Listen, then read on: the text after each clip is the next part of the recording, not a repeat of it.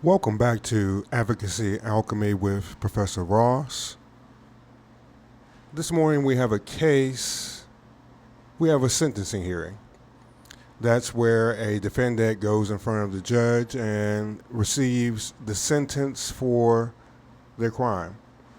This case goes to sentencing hearing based on a plea. And the judge has an interesting exchange with the female defendant because the female defendant chooses to go to prison versus taking a plea. All right. This is out of Texas, so we'll be using Texas law today. So with that, let's go Texas law for probation versus doing flat time. All right, so notice this search, I'm asking about probation versus going flat on your time. When I say that term, going flat, that means in most jurisdictions, including my own jurisdiction, home jurisdiction, when you say someone went flat, that means they basically took the time they had to do and they didn't try to go after any probation. Person usually does this so that once they complete their sentence, they don't have any shadow time remaining on their sentence.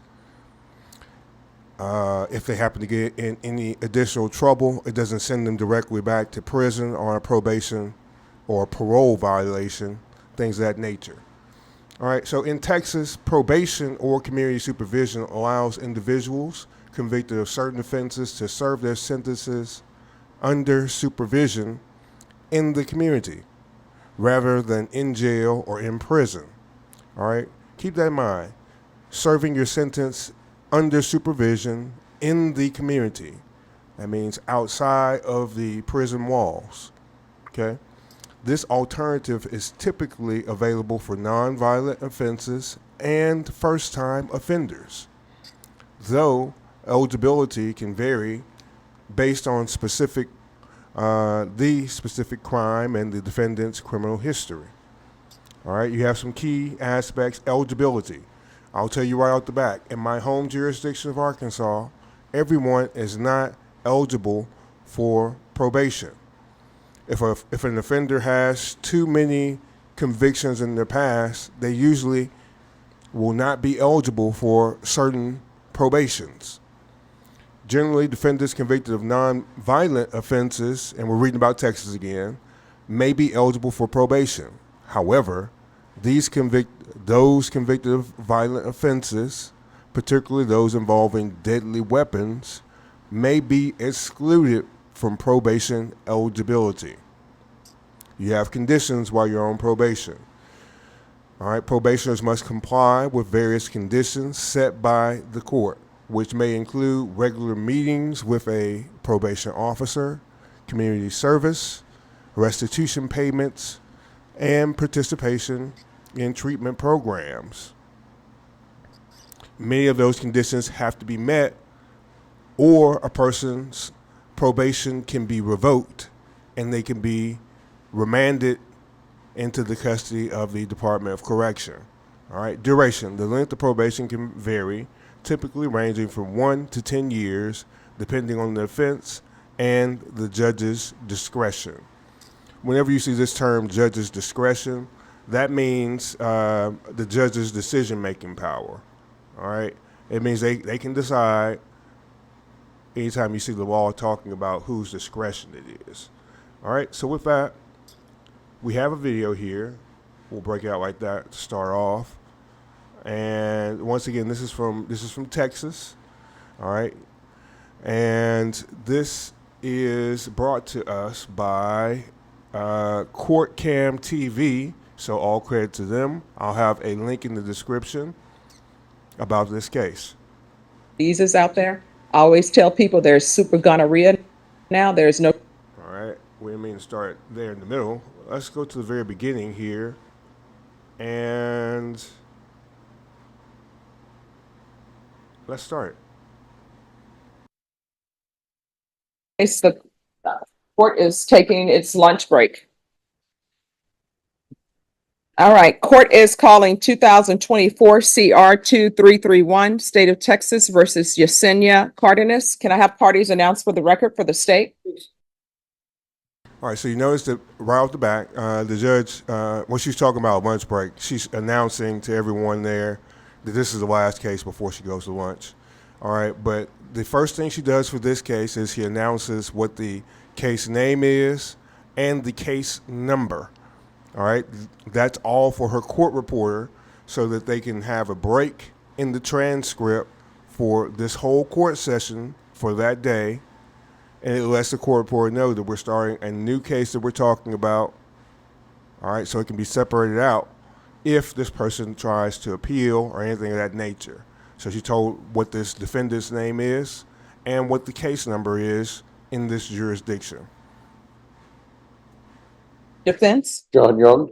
And are you Ms. Cardenas? Yes, ma'am. Did you understand that you're charged with theft under $2,500 enhanced? Because the state is proceeding as a repeated count, range of punishment is anywhere from 2 to 10 years in prison and up to a $10,000 fine. Did you understand? Yes, ma'am. If you have a plea bargain agreement with the state, the court does not have to follow your plea. If for any reason the court does not follow your plea and gives you more than you bargained for, the fact that you entered a plea will not be used against you and you will be allowed to withdraw your plea. Did you understand? Yes, ma'am. Are you satisfied with? Okay, notice that she talked about the ability to withdraw the plea if the court does not follow the agreed upon plan. All right, so that's pretty uniform in most states. If the judge goes and deviates from what the plea offer was, there's the opportunity for a person to withdraw the plea. All right, because that's not the agreement between the state and the defense.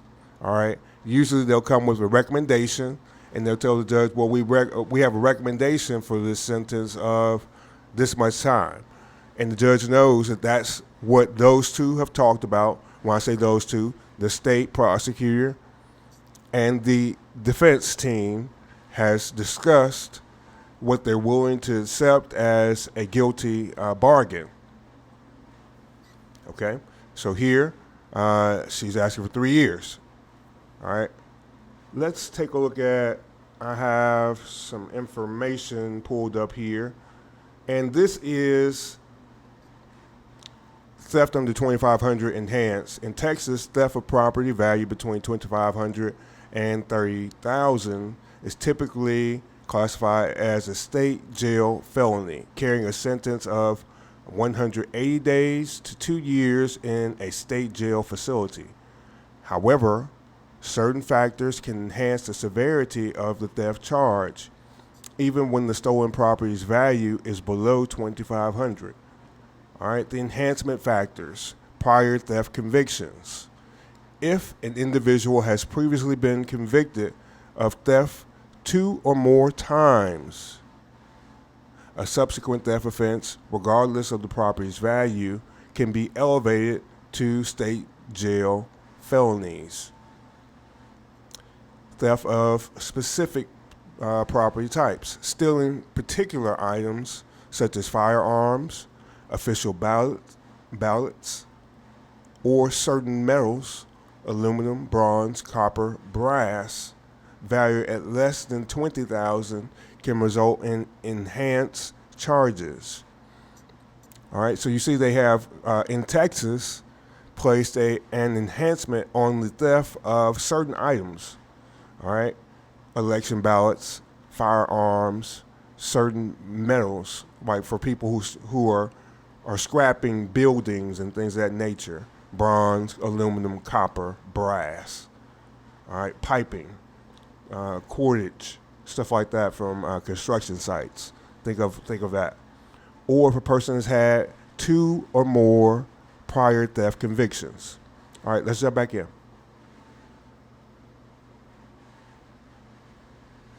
With the way you've been represented, Yes, ma'am. are you a U.S. citizen? Yes, ma'am. Court will find that defendant has knowingly and voluntarily waived her right to jury trial. Can we go off the record for a moment? All right, so I'm looking at her history because I'm trying to multitask up here.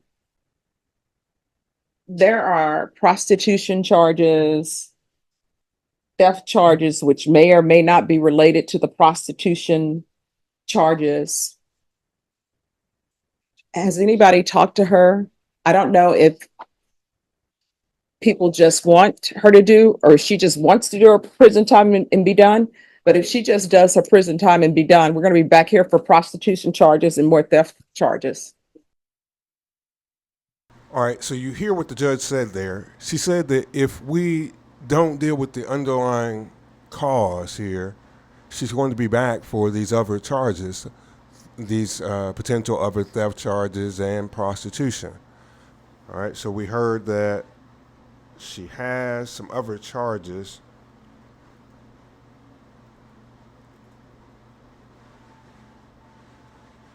All right, let's take a look. Let's put the screen out.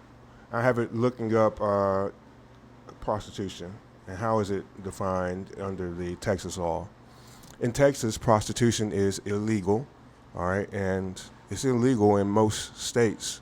If anyone doesn't know that, there's a couple states where they have some form, and the one that's only standing out in my mind is Nevada, and only in certain counties. But in Texas, prostitution is illegal and classified as a criminal offense under Texas Penal Code Section 43.02. The severity of the offense and the corresponding penalties vary based on specific circumstances. Class B misdemeanors. All right. This is the standard classification for a first-time prostitution offense, carrying a penalty up to half a year in jail and a fine of up to $2,000. Class A misdemeanor, if the individual has been previously convicted of prostitution 1 or 2 times, subsequent offenses are elevated to a Class A misdemeanor. That's punishable by up to 1 year in jail, a fine of up to $4,000. So they doubled the offense, okay? State jail felony, if a person has 3 or more prostitution convictions. The offense becomes a state jail felony with the penalty including 180 days to 2 years in the state jail facility and fines of up to $10,000. So notice that after 3 or more prior offenses, it becomes a state jail felony. And in Texas, when they say state jail, that means you go to the Department of Correction, all right, and you don't remain in the county jail, all right, and you can go there. You can be in there for up to 2 years. All right, let's jump back in. All right, so you would prefer to just go to prison and do your time? I mean, Well, I will tell you, people say in this courtroom probation is difficult, and it is, but it's supposed to be designed to rehabilitate people. But what I can tell you, if you have a drug problem, which usually nobody grows up and says they want to be a prostitute, right? Because that's dangerous. It's dangerous with regards to diseases out there. I always tell people there's super gonorrhea now. There's no cure for it. You never know who it's going to be. Is it going to be somebody who's going to want to kill you or something, and you end up being a part of a Lifetime movie, or somebody discovers a serial killer and you're their latest victim? All right, I want to say that right now, everything she's saying now is, well, as she termed it, it's off the record. Now, it's probably still all being recorded, but she has a note here that her recorder, her court reporter is going to put a parentheses in here that says potentially sidebar, meaning that this is something that was said up at the bench and not for the full purview of the whole courtroom. Okay, but it's probably all still being recorded. But she's going back over with this defendant to make sure. Are you absolutely sure you don't want to try probation? As she said, probation is though it's hard because you have to meet certain conditions. Remember, we'll pull back up the search here, and we'll go back up to the top of it where we talked about probation having conditions you have to meet. All right, the conditions may be that, you have to be drug tested, or you may have to keep a job, or you may have to go graduate high school, or adult education, as it's called in some places, when you're too old to go back to high school. There's requirements, and a person is required to do that until they're off probation. But many times there's also resources available for those in the Department of Community Supervision. That's what's called in my home state. But community supervision, probation, all right? There's also drug treatment classes. There could be certain mental health treatment that a person could be required to go through. And all that is to get to the root cause of why a person did something and to try to correct that. Okay? All right, let's jump back in. Let's let the judge cook. Or either you end up getting some bad drugs or you OD and somebody has to identify your body. So if you want, I will follow this agreement and give you the 3 years in prison if the evidence is sufficient, or I can try to get you help. But what I can tell you, the help you need is inpatient treatment. So it would be inpatient treatment. Well, what kind of inpatient treatment would that be? See, you can't write your own program. Yeah. Let me just tell you. So you're here. She offered. She said, "Hey, look, if you choose to do an alternate sentence, it will be some sort of inpatient treatment." And the person asked, "Well, what kind of inpatient treatment will that be?" And the judge stopped her and said, "No, you won't be able to choose what type of treatment you're going to receive. But I'm asking you what the choice between the two options now is: go to prison for 3 years or accept whatever alternate sentence the judge finds fit." All right, sometimes that can be a hard pill to swallow because, once again, the decision is the decision of ultimately what type of punishment a person receives is up to the judge. All right, let's jump back in. You can't write your own program because writing your own program hasn't worked for you. Because if it would have worked, guess what? You wouldn't have all these prostitutions. You wouldn't have all these theft cases. You wouldn't be here. So if you want the just to go along with the 3 years, I'll give you 3 years. But unless there's some sort of intervention in your life, it's not going to work. Well, I was recently just put on bond, like, I believe it was 2 weeks ago, and I was on full house arrest. So here's the thing. You have two choices. In my understanding, they gave you two choices. You can either do probation, and it's going to involve inpatient treatment because you need it, or either you're going to prison. And I always tell people when they make the choice for prison, time will pass whether you're in the prison or not. The question is whether or not you want the time that's passing to somehow change your life and put you on the straight and narrow. That's the key point. Judge Boyd is absolutely correct. All right, this is the option that we deal with every day in court. All right, this is the very option we deal with every day.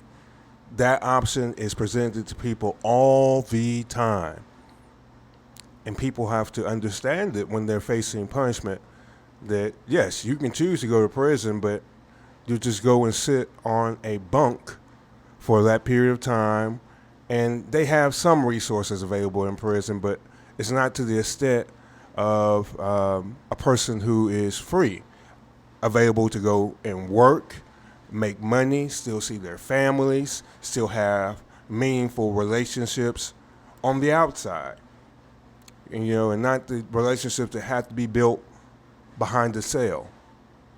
All right? Let's jump back in. I don't think when you were in elementary school, people saw you and said, "Oh, she's going to be a prostitute," and still something in your life happened along the way where you were using drugs and you started selling your body and then all of these other things. But what I can tell you, you need inpatient treatment. That's what you need. But if you're going to continue on this route, is your mom still alive? Yes, ma'am. Your mom may end up having to identify your body. Somebody gonna find a body in some field in San Antonio. Maybe somebody will have reported you missing, and then your mom or somebody's going to have to identify your body. So if you want to do the 3 years in prison, I will give you the 3 years in prison. But if you want the court to give you probation, I will give you probation. Choose now. This is actually a good choice. All right, she's giving her the opportunity to make a informed decision. All right, you can either go to prison or you can go to probation. Probation is going to have some mandatory inpatient treatment. 3 years. All right. All right. So according to the plea bargain agreement, you're proceeding on count 2. Punishment is to be assessed at 3 years in the prison. There's a $2,000 fine. There are no applications. They're taking in consideration 2024 PF 07597. Did you understand that to be the plea defense? Yes, Your Honor. State. Okay, so understand she just said she's going to accept the plea as it is, and she named which case it was going under. Okay, so she knows which conviction she's accepting a plea on. Is that the plea? Defense is, I'm sorry, Ms. Cardenas, is that the plea? Did you review the waiver of appeal paragraph with your attorney? Did you understand it and sign it in both places? After reviewing state's exhibits 1 and attachments, the court will find there is sufficient evidence to find you guilty. The court will find you guilty, and the court will find the enhancement true based upon your plea of true and based upon state's exhibits 1 and attachments. Are we proceeding with sentencing? Yes, Your Honor. All right, anything you wish to say on behalf of your client? Your Honor, unfortunately, the person that Okay, this portion during sentencing, and sentencing is short here, it's only a minute. She's asking the defense, do they have anything anything they want to put on the record in regards to the sentencing portion. This is a time where they can make any statements about what happened and why this person is in this situation they're in, and he's going to offer that statement on her behalf. Let's hear what it is. so to speak, sucked her into this lifestyle was her husband. Mhm. So he is currently serving time, I believe. And she just wishes to put this whole business behind her. All right, the court will sentence you to 3 years in the prison. There's to be no contact with minors, no contact with Esmeralda A. Valdez. Take in consideration 2024 PF 07597. Give you credit for any time served. Did you review the document entitled Trial Court Certification of Defendant's Rights to Appeal with your attorney? Yes. Did you understand it and sign it? Yes, Your Honor. Because this is a plea bargain agreement, because I followed your plea bargain agreement, and because you waive your right to appeal, you do not have the court's permission to appeal. Because this is a felony conviction, you're not allowed to own or possess any weapons or ammunition. If you have a question over what a weapon or ammunition is, you'll need to speak to an attorney. Do you understand? Yes. All right. Is that your mom or? No. Okay. All right. Thank you. Thank you. All right. Have a good day. Okay, so you see there at the end, she asked her, or she informed her that since this is an appeal, since I followed what you all wanted as the agreement, you don't have leave to file an appeal. All right, so in Texas, and let's look that up right quick. So, Texas, leave to file appeal after plea. All right, let's see what this pulls back for us. Boom and boom. All right, so what I searched for is leave to, in Texas, leave to file appeal after plea from judge. All right, in Texas, if you've entered a guilty plea and wish to appeal the conviction or sentence, you generally have the right to do so. However, the process and your options can be complex depending on several factors. All right, I believe these factors are going to be similar to the ones we look at in Arkansas. timeliness. All right, you must file your notice of appeal within 30 days. That's what she just informed her of, having 30 days to appeal after the judgment is signed. If a motion for new trial or post-judgment motion is timely filed, the deadline can extend to 90 days. Grounds for appeal. While you can appeal a guilty plea, the success of such appeals often depends on specific circumstances. Involuntary pleas, all right, they're talking about the voluntary nature of it. All right, if you can demonstrate that your plea was not entered voluntarily or knowingly, perhaps due to ineffective assistance of counsel or other factors, you may have grounds for an appeal. That's why this appeal process, or that's why this plea took a whole 6 minutes and 57 seconds. She went over all the information with her. She went back and forth. She went back and forth asking her questions, making sure she understood what she was asking. All those things were done to make sure that the plea being entered was voluntary, making sure this is understood by the defendant, all those things, all right? All right, sentencing errors. If the judge imposed a sentence that is illegal, what makes a sentence illegal, you may ask? If a sentence is for too much time.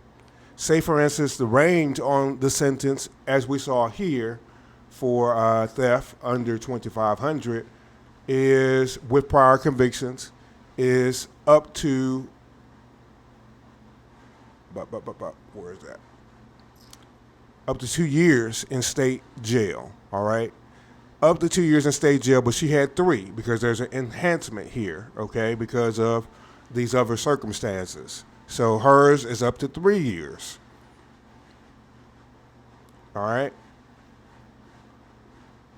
Now, if that was beyond the powers that was available to the judge, then it could be appealed due to sentencing errors, all right?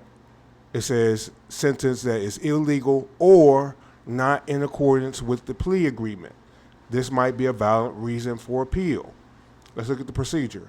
The Texas Code of Criminal Procedure and the Texas Rules of Appellate Procedure govern the appeal process. It's essential to follow these rules meticulously, meaning very, very closely. That's what this word means. It includes, all right, filing the record, ensuring that the trial court's record is properly filed with the appellate court. All right, this process, this involves them making an official copy of the whole record in the trial court level. All right, this could be very large sometimes. That's why you have a certain period of time to officially lodge the record from the lower court to the appellate court. Briefs, submitting detailed briefs that outline the errors alleged and the legal arguments supporting your appeal. You have a certain period of time to submit your briefs. All right, appellate action is usually done by attorneys.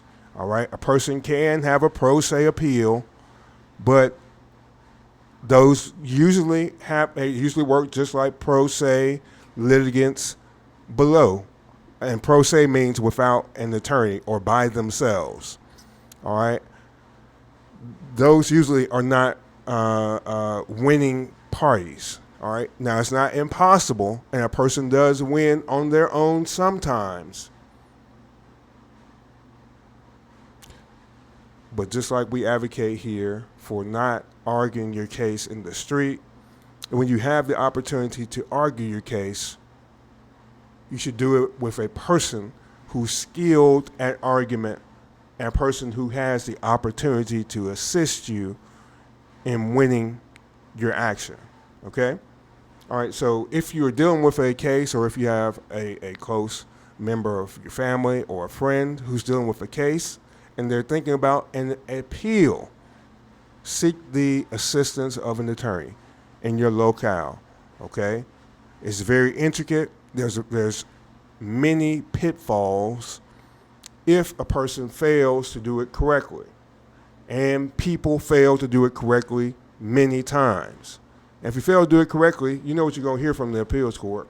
Judge, in this case, in this particular case, Judge. Not in this county. All right, you're just going to be cut off, and your matter won't be heard. Okay. All right. So once again, this has been Advocacy Alchemy with Professor Ross. All right. Just wanted to give you all a sentencing hearing for those who haven't seen one before, and to kind of go over what happens during a sentencing hearing, during a plea hearing, and how quickly a person's life changes right there. All right. 3 years of prison time accepted here instead of the alternative of going on probation. All right. It's interesting. It makes you think. If you have any questions, you can put them in the comments below. Like this video. Go watch some of the other videos. Share the videos with others. I am Professor Ross. This was Advocacy Alchemy. Have a good morning.